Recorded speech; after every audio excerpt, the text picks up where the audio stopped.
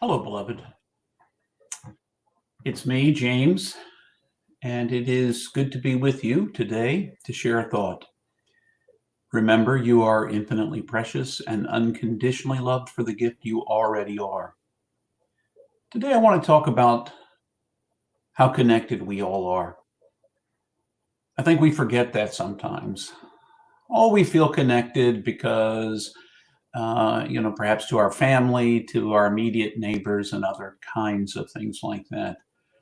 But as a person who follows the path of Jesus, I've come to believe that our connectedness extends far beyond those we can see immediately, even beyond national borders. It covers all of this world, goes beyond human beings, it goes all the way to the planet itself. We are connected. Many people watch these moments. Probably lots of people, at least some people I don't even know. And so it may seem unusual that the way I begin or welcome most of these moments of thought is to say, hello, beloved. And I don't know if you've ever thought about it or pondered that word that I use, but I know that you and I are connected.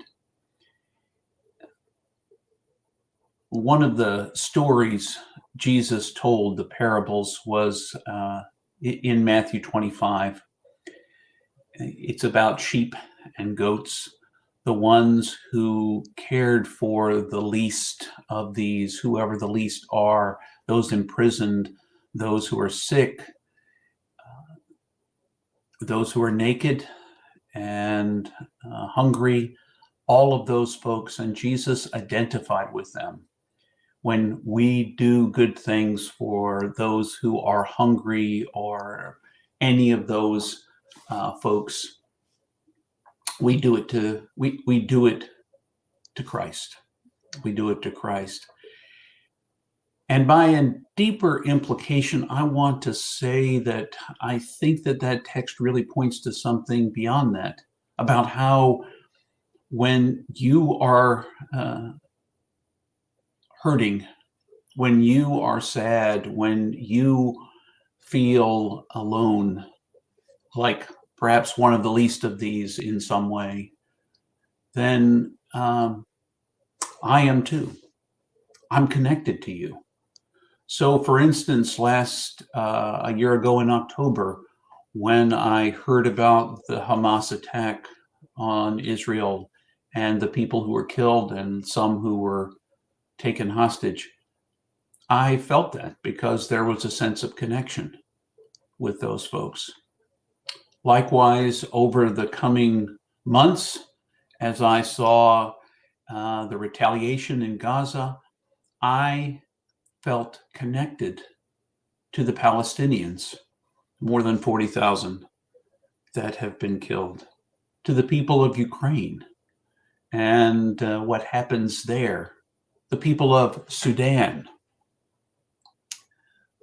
Most recently, when I think about the people who were affected by Hurricane Helene in Appalachia, up through Florida and Georgia, bits of Alabama and North Carolina, South Carolina, Tennessee, Virginia, West Virginia, people whose homes washed away, whose livelihoods changed, who lost family members, people who survived that and who are seeking to recover.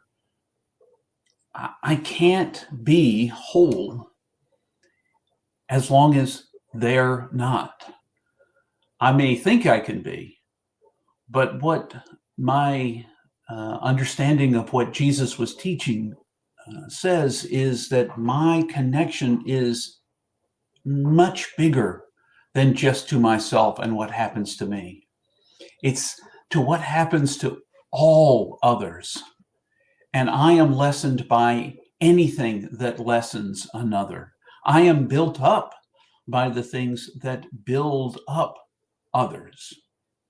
So when I feel connected, when I say beloved, it's because at some deep level, beyond any surface, beyond skin color, religion, or nationality, beyond gender or uh,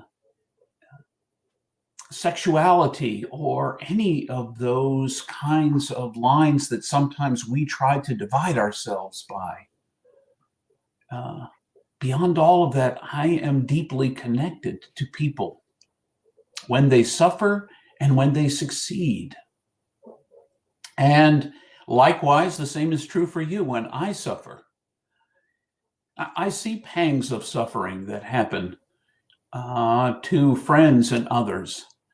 Oftentimes it appears in a Facebook feed that starts something like, I'm calling on all my prayer warriors, or I have lost someone dear, and or I am celebrating someone who is gone. Those moments are connecting moments that remind me of how finite I am. Remind me of how connected I am to those folks, and that their pain becomes in some way mine. Probably, certainly not at the same level that each one of those who are suffering experiences, but at some level, yes, yes. So, it's my call to respond to a hurting world and do something about that. So that connectedness does a couple of things for me. It reminds me of my own common humanity initially. When I see the world hurting, when I see happy stories about rescuing puppies and kittens, and they buoy me up, I am connected. So it reminds me of my connection.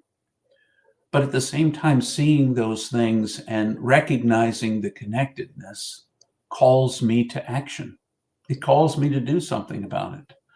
It calls me initially, almost always, it calls me to lift those people up in my heart, in my prayer time, in my meditations, to dedicate a moment of my time to that pain, that suffering, that sadness, that struggle, that joy, that success, that to be connected to that, to feel that connection, and then respond. And so, whether the limit of my ability to respond may be the prayer I lift, or if it calls me out to do something more than that, to say something, to act on something, to give something away, to open a conversation. Every opportunity in our lives, in this connected world in which we live, is an opportunity to recognize that we need each other, that we are connected to each other, that we are part of one another. And that because we are part of one another, we must find a way beyond these things that divide us into tribes and nations and all of the pieces that divide us up. We must find a way to build a bridge beyond that, because we are so connected to people all over the world who are like us and in some ways not like us. And yet at the very core of who they are a part of us and we of them. So I want to invite you and me today and the days ahead to remember how connected we are, that the things that we say and do matter, and that the way we respond to people who are struggling matters. We have the opportunity to be kind, to be patient, to be good, to share from our best and not from our worst, to find ways to make things better, to do all the good that we can, and to do no harm, and seek out the divine in all these places, remembering how very connected we are to one another. So, my friends, you are connected. Beloved, you are connected, and you are infinitely precious and unconditionally loved for the gift that you are. Until the next time I see you,